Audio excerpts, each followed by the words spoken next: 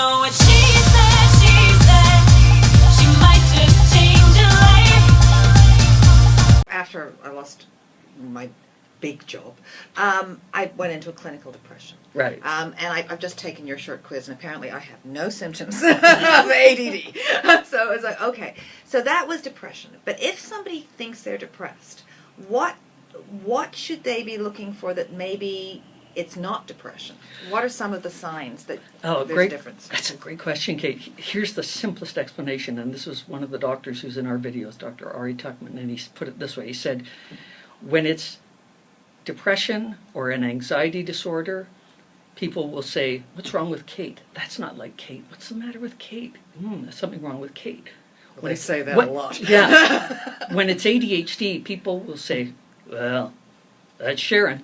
Yeah, you know Sharon. That's how. That's Like Sharon. it's because you're wired this way. You come into the world. Now, for some people, it is the result of a head injury or whatever. But one of the doctors that appeared in our first in ADD and Loving It, and many of the other videos, Dr. Anique Vincent, had 4 boys. 2 have ADHD, and she said the 2 who had ADHD were more active in vitro before they were born, kicking more.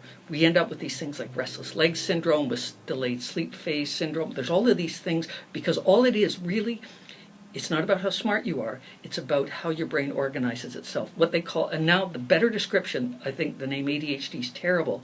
The better description is that it's an executive function disorder, and it covers all of them.